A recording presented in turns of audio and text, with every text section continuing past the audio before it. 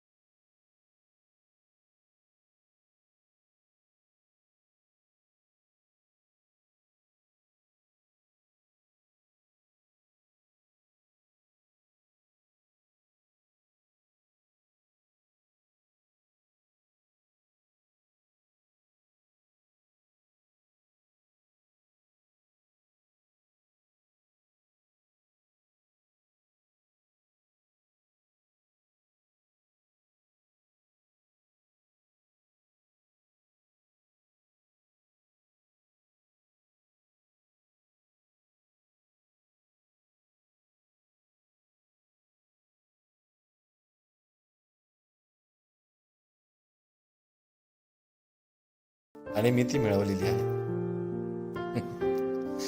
तुम्हाला कधी याचं आश्चर्य वाटलं आहे की जगात काही लोक खूप मेहनत करतात, इमानदारीने काम करतात, पण त्यांना खास असं काही मिळत नाही, आणि काही लोकांना मेहनत न करताच खूप काही मिळतं.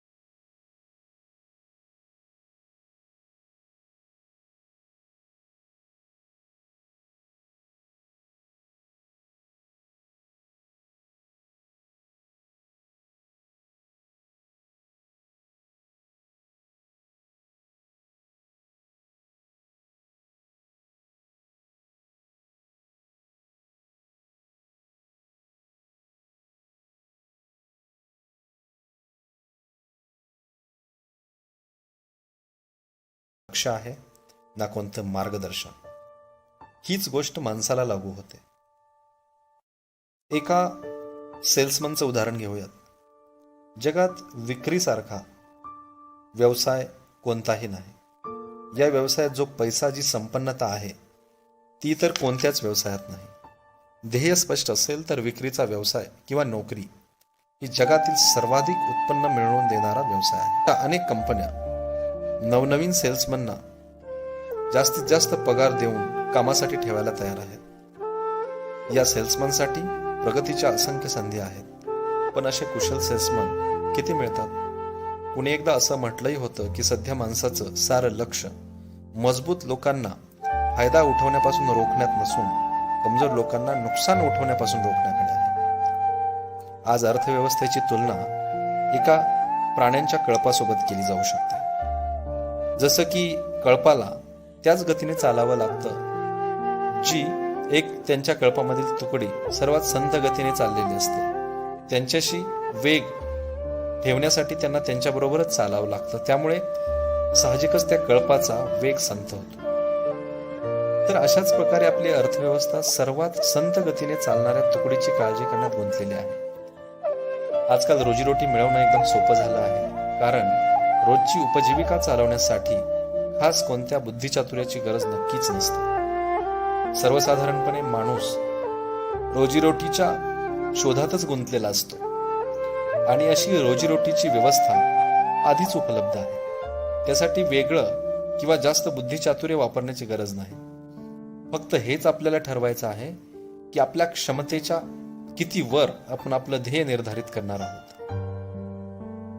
आता आपण सर्वाधिक आश्चर्यजनक रहस्याकडे वळूयात, ज्याची कथा मी तुम्हाला सांगणार आहे. जीवनात स्पष्ट ध्येय असणारे लोक यशस्वी का होतात, न ठेवणारे लोक अयशस्वी का होतात?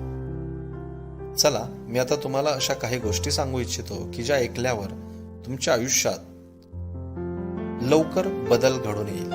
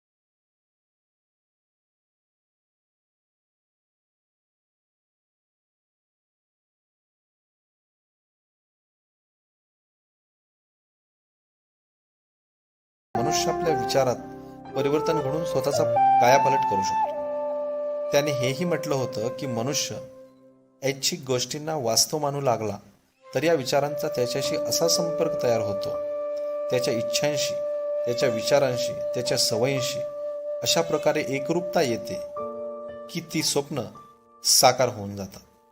विल्यम जेम्सनंही हेच म्हटलं होतं की जर आपण ऐच्छिक गोष्टीविषयी, आपल्या स्वप्नांविषयी, परिणामांविषयी जेवढं जास्त विचार करतो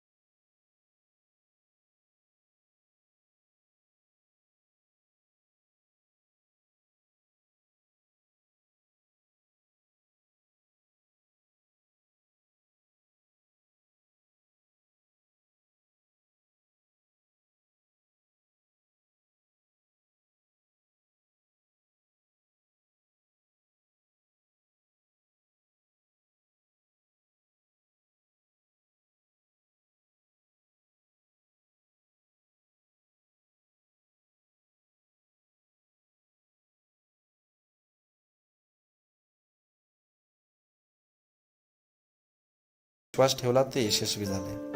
आपण ते बनतो जसं आपण विचार करतो. म्हणजेच आपण एखाद्या ठोस आणि सार्थक ध्येयाविषयी विचार करत असू तर जरूर ते मिळवू शकतो. दुसरीकडे तो मनुष्य ज्याच्यासमोर कोणतंही ध्येय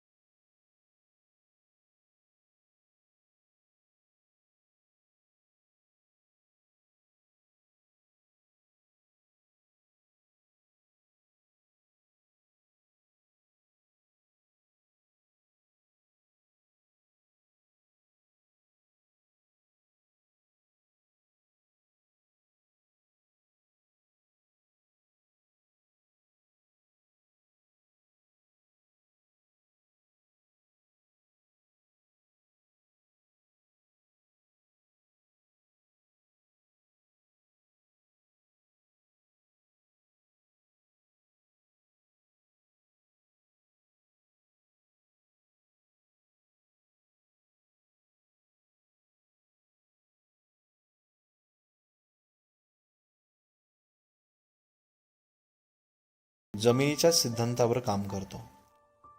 तोही याची चिंता करत नाही की आपण मेंदूत काय पेरत आहोत. जे काही पेराल तेच त्याला परत करायचं आहे. मग ते यश असो किंवा अपयश असो, निश्चित ध्येय असो किंवा असमंजसपणा असो, संशय असो, भय असो की चिंता असो. फक्त हेच की जे आपण त्यात टाकू तो आपल्याला परत करणार.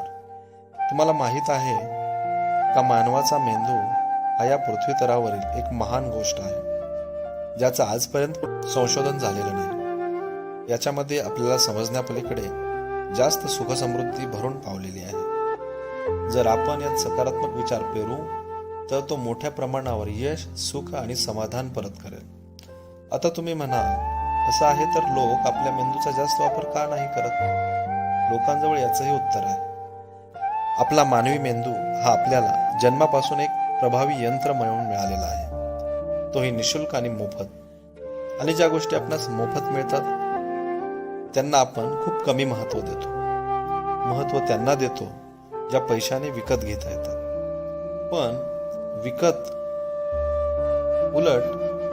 याच्या उलट असणारी बाबच खरी आहे.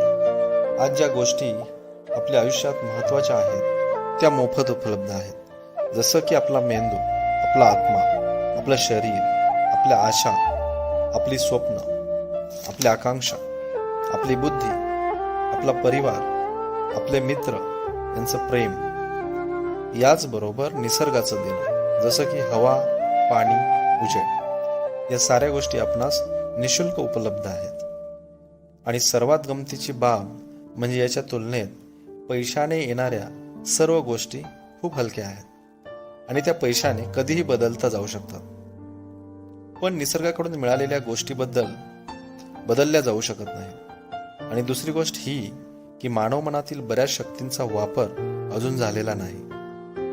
मन इतकं शक्तिशाली आहे की त्याला कोणतंही काम सोपवलं तर ते पार पाडू शकतं. परंतु आपण त्याला नेहमी महत्त्वपूर्ण आणि आव्हानात्मक कामं देण्याऐवजी सोपी कामं देतो. छोट्या छोट्या कामांसाठीच त्याचा वापर करतो. बऱ्याच विद्यापीठांनी सिद्ध केलं आहे की लोक हे आपल्या क्षमतेच्या केवळ 10% वापर करतात.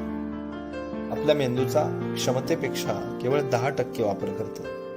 आपली उरलेली क्षमता तशीच पडून राहते. आता तुम्ही विचार करा की तुम्हाला काय करायचं आहे. तुमचं ध्येय तुमच्या जमीनरूपी मनामध्ये पेरून टाका.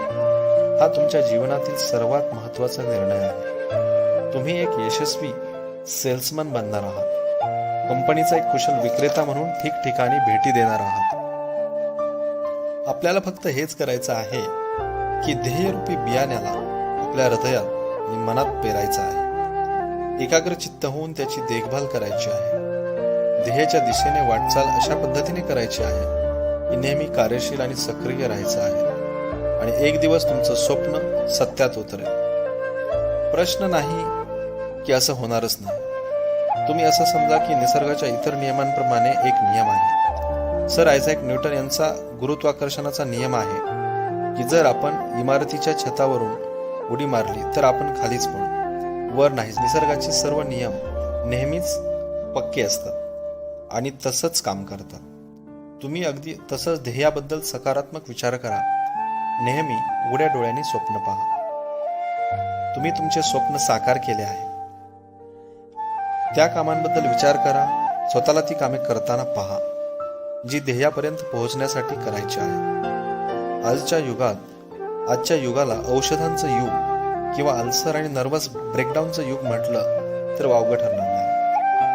कारण आज वैद्यकीय क्षेत्राने स्वास्थ्य आणि दीर्घायुषी होण्याबाबत बऱ्या प्रकारे यश मिळवलेलं आहे. तरीही लोक समस्यांशी 2 हात करताना तणावग्रस्त होत आहेत आणि स्वतःला अकाली मृत्यूकडे ढकलत आहेत. असं होत आहे कारण त्यांनी निसर्गाच्या महान नियमाला आजमावलेलं नाही, जे आपल्यासाठी खूप प्रभावी आणि लाभदायक आहे. आपला विचार करण्याच्या पद्धतीमध्येच हे दडलेलं आहे. हा चमत्कार दडलेला आहे. प्रत्यक्षात प्रत्येक माणूस हा त्याच्या विचारांचा प्रतीक असतो. तो हे स्वीकारेल अथवा नाही, पण तो आज जिथे आहे, ज्या स्थितीत आहे तो त्याच्या विचारांचाच परिणाम आहे.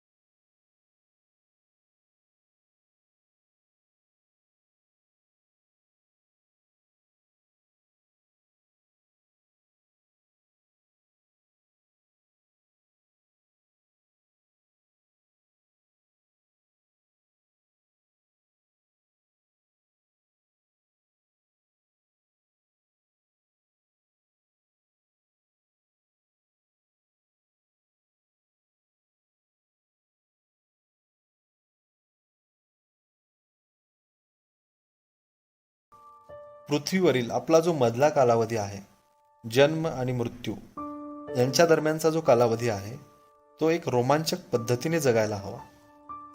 सृष्टीच्या रचनाकाराने कोणती शिडी बनवलेली नाही. त्या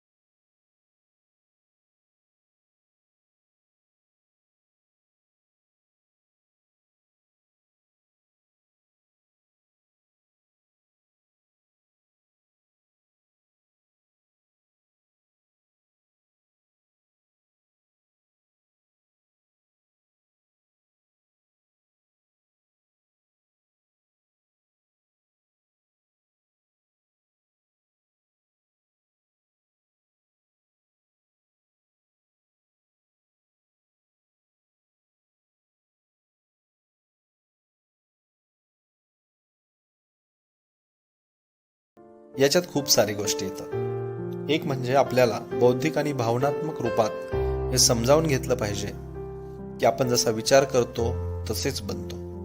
त्यामुळे आपण आपल्या जीवनाला नियंत्रित करण्यासाठी आपल्या विचारांना नियंत्रित केलं पाहिजे. म्हणजे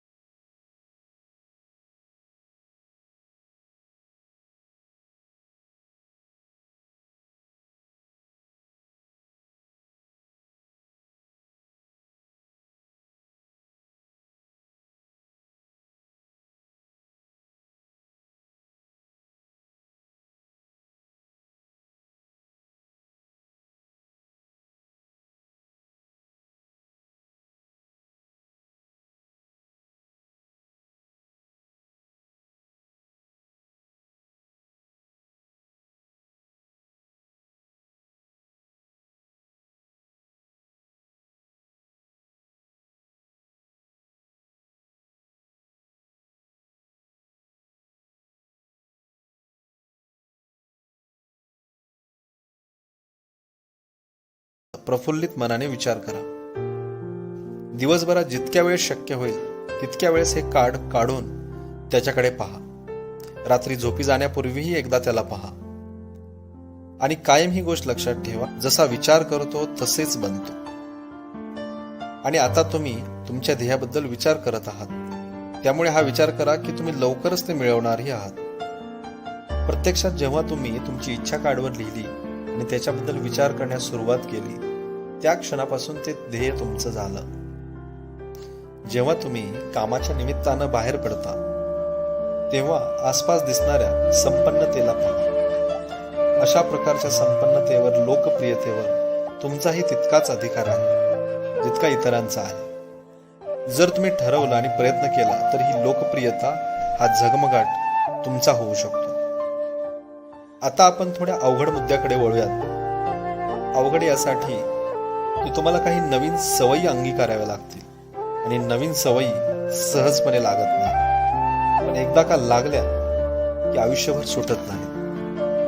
ज्या गोष्टीमुळे तुम्हाला भीती वाटते किंवा ज्या गोष्टीची तुम्हाला भीती वाटते त्याबद्दल विचार करणे सोडून द्या. जेव्हा कधी नकारात्मक विचार किंवा भयभीत करणारा विचार तुमच्या मनात येईल तेव्हा त्याच्याबद्दल विचार करणे सोडा आणि त्या विचाराच्या जागी एखादा महत्त्वपूर्ण आणि सकारात्मक विचार किंवा त्याची कल्पना मनात आणा. या दरम्यान किंवा या परीक्षेदरम्यान अशीही वेळ येईल की तुम्हाला वाटेल हे प्रयत्न सोडून द्यावेत, कारण माणसासाठी सकारात्मक विचारांपेक्षा नकारात्मक विचार करणं कधीही सोपं असतं. आणि हेच कारण आहे की ज्यामुळे केवळ 5% लोक यशस्वी होतात. तुमचा प्रयत्न असायला हवा की तुम्ही या 5% लोकांचा भाग व्हावं. या 30 दिवसांसाठी तुमच्या मनाचा ताबा पूर्णपणे तुमच्या हाती असणे आवश्यक आहे. या दरम्यान मनात तोच विचार आणायला हवा, तोच विचार यायला हवा ज्याची तुम्ही परवानगी दिलेली आहे. 30 दिवसांच्या या कालावधीत प्रत्येक दिवस तुम्ही त्यापेक्षाही जास्त काम करा जेवढं तुम्हाला करायचं आहे. ही एक सकारात्मक आणि उत्साही राहण्यासाठी जास्त प्रयत्न करा. सगळं काही हे ध्यानात ठेवून करा की तुम्हाला जे काही मिळणार आहे ते तेवढ्याच मोठ्या प्रमाणावर मिळणार आहे जेवढं मूल्य तुम्ही गुंतवणार आहात आणि जेवढं तुम्ही स्वतःला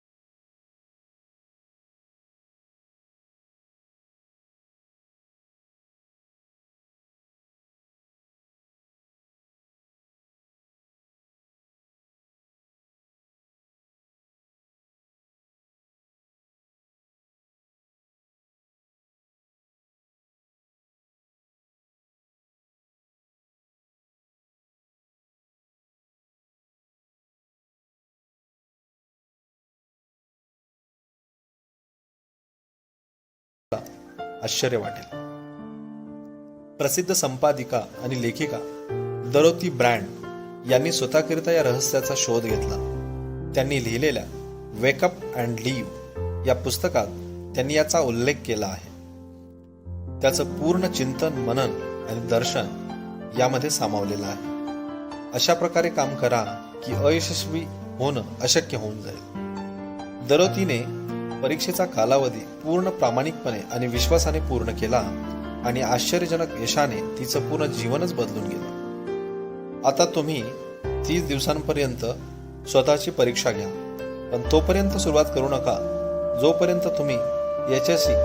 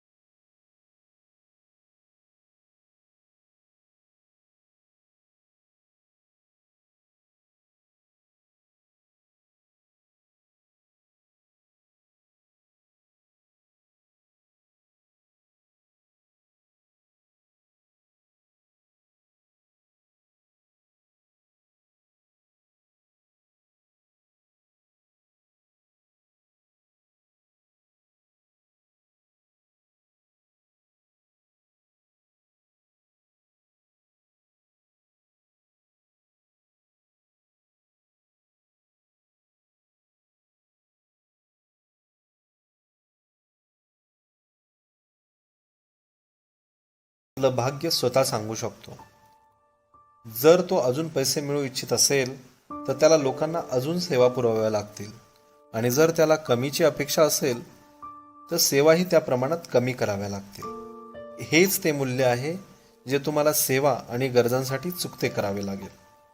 जर तुम्ही असा विचार करत असाल की तुम्ही इतरांना बाजूला सारून यश मिळवाल, तर ही तुमची चुकीची धारणा आहे. त्यामुळे तुम्ही स्वतःलाच बाजूला कराल. हे श्वास घेण्या इतकं आणि सोडण्या इतकं खरं आहे.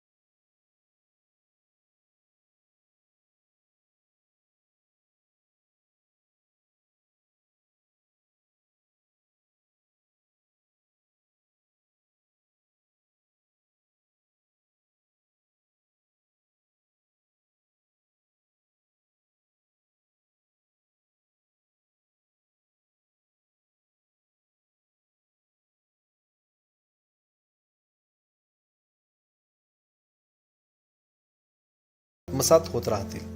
जास्तीत जास्त आणि एक दिवस असाही येईल की तुम्ही आश्चर्य कराल की तुम्ही आधी कशा प्रकारचं जीवन जगत होता. या नवीन ढंगात जीवन जगा आणि लोकप्रियतेचा आस्वाद घ्या. लोकप्रियतेचं द्वार तुमच्यासाठी उघडून जाईल आणि चारही बाजूंनी सुखसमृद्धीचा असा वर्षाव होईल की ज्याबद्दल तुम्ही स्वप्नातही विचार केला नव्हता. पैसे खूप मिळतील, पण यापेक्षा महत्वाचं आहे तुम्हाला समाधान मिळेल. हा नियम आजमावून तुम्ही त्या ठराविक लोकात सामील व्हाल जे शांत, आनंदपूर्ण आणि यशस्वी जीवन व्यतीत करत आहेत. आजच सुरुवात करा आणि लक्षात ठेवा, गमावण्यासारखे तुमच्याकडे काहीच नाही, पण मिळवण्यासाठी तुमच्याकडे एक नवं जीवन समोर असेल. धन्यवाद.